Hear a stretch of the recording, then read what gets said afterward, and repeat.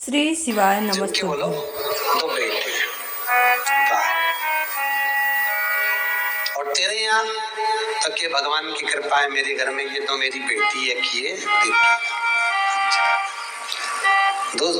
दूसरा बोला भैया भगवान ने बहुत कृपा करी, मेरे को तो इतनी कृपा करी कि मेरे घर में भगवान ने 2 बेटे दे दिए, चिंता मुक्त हुआ। दूसरा जो खड़ा था उसकी आंख में आंसू भर गए, मेरे घर में 2 बेटियां हैं।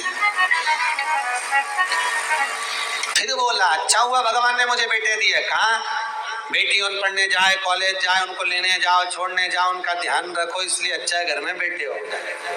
भगवान ने अच्छा मेरे घर में बेटी नहीं दी। इतने में पास में बेटी खड़ी थी, बेटी ने अंकल का कुर्ता खींचा। अंकल, ओ अंकल। हाँ बेटा बोल। अंकल भगवान बेटी हमेशा मन वाले को, दिल वाले को और किस्मत वाले को देता है, भगवान बेटी कभी भिखारी को नहीं देता। वो छोटी सी लड़की ने, छोटी सी बेटी ने अंकल का कुर्ता खींच कर दी, कहा कि भगवान बेटी हमेशा दिल वाले को, किस्मत वाले को, भाग्य वाले को देता है, भिखारी को नहीं देता। जिसका मन ही नहीं है दान देने का, जो बहन तक को तो कभी 1 रुपया निकाल के नहीं दे, कभी ननन तक को अठन्नी नहीं दे, भगवान ऐसे के घर में क्या छोरी देगा, क्या देगा? भगवान बेटी उसको देता है जिसका मन बड़ा। बेटी आ रही है देव भाग्य से, और बेटी अपनी किस्मत। एक बार स्वामी विवेकानंद वैष्णो देवी की सीढ़ियां चढ़ रहे थे, एक किसान कंधे पर अपनी बेटी को लेकर जा रहा था, दूसरी बेटी का हाथ पकड़ के जा रहा था। स्वामी विवेकानंद ने कहा बाबा कहाँ जा रहे हो? ऊपर दर्शन करने। तुम्हारे को तुम्हारी बेटी का बोझा लग रहा होगा, लाओ मैं तुम्हारी बेटी को अपने कंधे पर बिठा लेता हूँ, ऊपर जगदम्बा के मंदिर में दे दूंगा, माँ देवी के मंदिर में दे दूंगा। इतने में किसान ने कहा स्वामी विवेकानंद जी, बेटी बाप के कंधे पर बोझा नहीं होती, बेटी जब तक कंधे पर रहती है तो बाप के बोझ को भी हल्का कर देती है, वो बेटियां हुआ करती है। बेटी बाप पर बोझा नहीं है। जिस बाप को बेटी बोझा लगे वो बाप नहीं हो सकता। किस्मत वाले। एक बार बेटा अपने माँ बाप को दुखी देख लेगा, पर बेटी कभी अपने माँ बाप को दुखी नहीं देख सकती। थोड़ा सा भी दुख आता है ना तो बेटी कह देती मम्मी अगर तुम्हें यहाँ पर नहीं अच्छा लग रहा तो मेरे पास चलो, मेरे साथ रहना, मेरे पास में रहना, क्यों चिंता करती हो, चलो मेरे साथ में। बेटी होती है वो दुखी देख लेगा, पर बेटी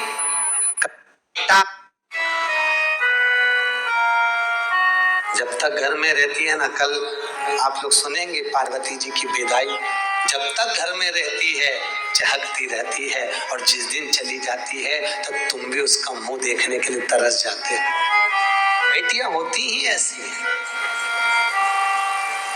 बेटी का जीवन होता ही ऐसा है।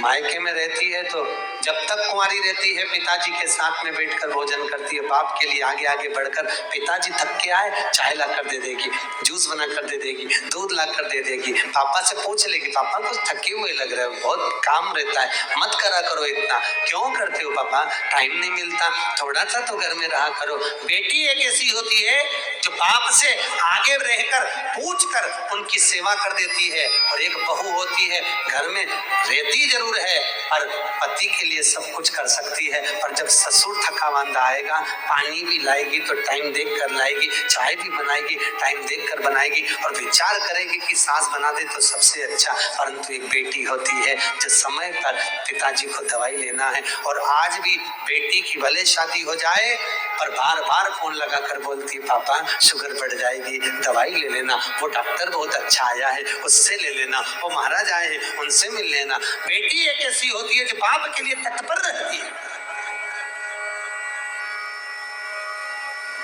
बाप के लिए तत्पर।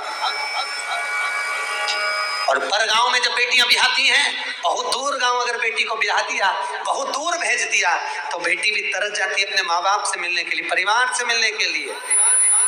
और ऐसी कोई माँ नहीं जिसको मायके की याद नहीं आती हो। बूढ़ी से बूढ़ी को भी राखी पर, त्योहार पर, ऋषि पंचमी पर अपने मायके की याद आ जाती है, तो वो भी कह देती है तुम सब मायके चली जाओगी, घर में कोई तो रहे, एक काम करो पॉकेट में 4 राखी रख दो, थोड़ी सी कंकु चावल रख दो, मेरे वीरा के लिए, मेरे भाई के लिए भेज दो। भले मैं नहीं जा सकती पर राखी रख के भेज देती।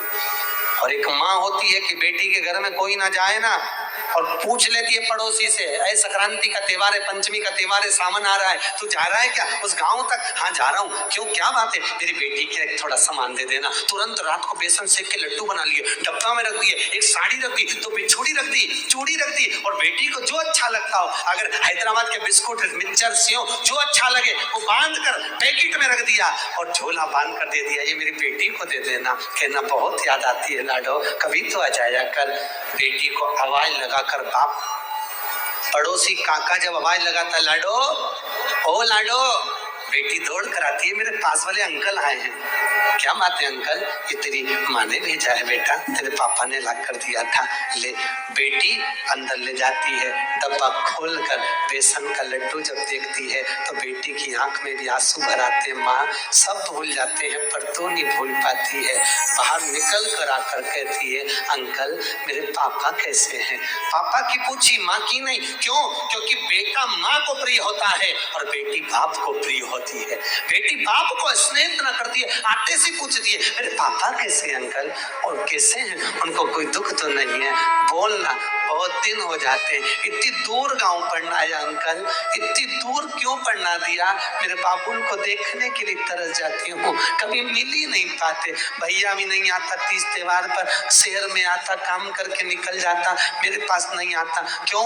मैं उससे कुछ मांगती नहीं, मुझे कुछ नहीं चाहिए, 500 का नोट भी नहीं चाहिए, 1 रुपया नहीं चाहिए, साड़ी भी नहीं चाहिए, मैं आ नहीं सकती। घर आती हूँ तो मेरी भाभी को ऐसा लगता है कि ननंद आ गई, खूब लेकर चली जाएगी। मैं कौन समझाए भाभी, मुझे किसी चीज की कमी नहीं है। मेरे माँ बाप जब तक जिंदा हैं मेरा आने का मन करता है, मुझे बुलाते क्यों नहीं हो? बेटी एक ऐसी होती है जो भाव से दौड़ कर आ जाती है। बेटी का दिल ही ऐसा होता है। लोग कहते हैं बेटी की विदाई में सबसे ज्यादा मार हुई। शिव महापुराण में लिखा है कि बेटी की विदाई में सबसे ज्यादा हिमालय राज रोया, पत्थर भी रोया था पार्वती की विदाई में, पत्थर की भी आंख से आंसू निकल गए, हिमालय राज भी रो पड़ा। जानकी जी विदा हुई तो दशरथ जी रो, जनक जी रो पड़े। बेटी की विदाई में जितनी माँ नहीं रोती उससे ज्यादा बाप रोता है। वो भी कह देता है इसको जो अच्छा लगे ना इसकी विदाई में दे दे, अच्छी अच्छी साड़ी दे दे, अटैची दे दे, देख ले जो चीज की कमी हो ना वो दे दे। पर आगे आकर कभी भी बाप रोता हुआ नहीं दिखता। दरवाजे के पीछे बेटी जब विदा होती है पीछे खड़ा हो जाता है, जा रही है, मैं कैसे विदा करूंगा इसको आगे से आगे कॉलेज ले जाना, स्कूल ले जाना, दुकान बंद कर करके चले जाता, ट्यूशन छोड़ कर आता। आज वही बेटी चली जाए, कहाँ देखने को मिलती है? बेटी का जीवन बड़ा